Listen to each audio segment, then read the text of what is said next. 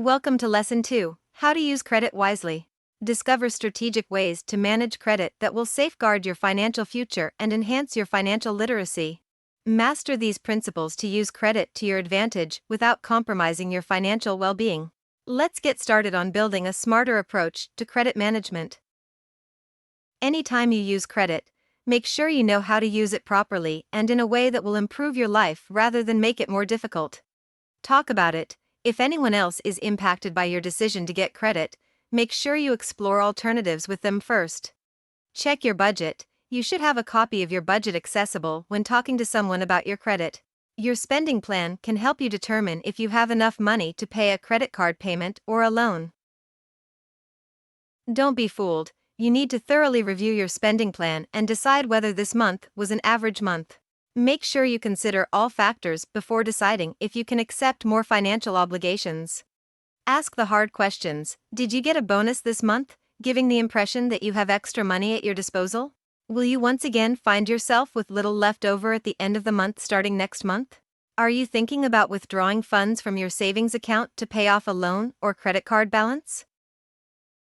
Don't break into your savings. Don't even think about withdrawing funds from savings to take on a new recurrent debt.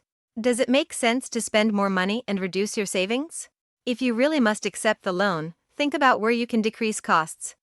Will you have more income in the future? Understand that your future will be impacted by the choices you make now. If you get a second job or an increase in your salary, you might be able to pay the extra charges. Otherwise, that new credit card might not be such a great idea. Being responsible with your credit can help you make sound financial decisions. Regular credit account payments will ensure you have an excellent credit history, establishing your reputation as an excellent borrower. Having good credit makes it easier to secure a good loan with a reasonable interest rate. This positive borrower behavior can help you stay out of debt while also improving your credit score. Top tip: avoiding debt lowers your stress levels. Here's a simple guideline: never spend cash you don't have. Whatever you want to buy, if you can't afford the payments to pay it off within a few months, you likely don't need to buy it till then either. Think about how much money you have in your savings account. Can you use your savings to cover the full or bulk of the cost? Make sure to save. It is important to think hard about what you need.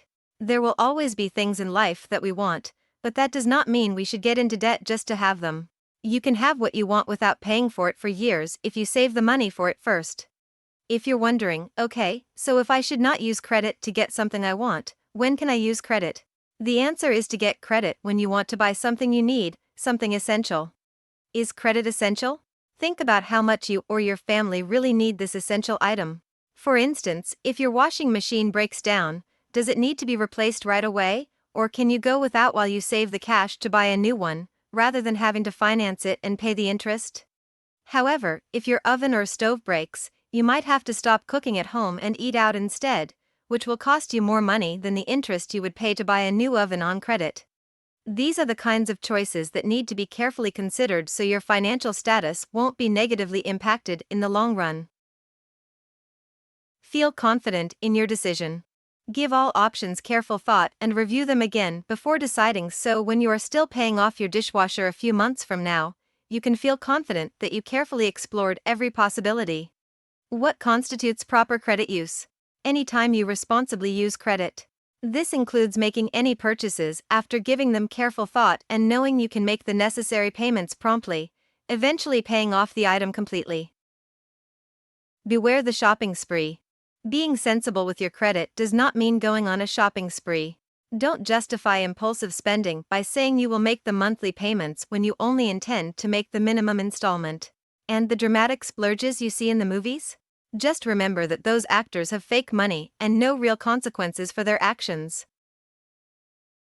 Congratulations on completing Lesson 2, How to Use Credit Wisely. Thank you for taking the time to enhance your understanding of responsible credit use.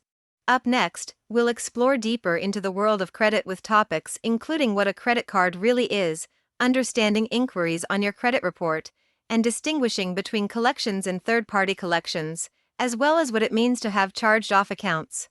Prepare to build on what you've learned and continue to empower your financial journey.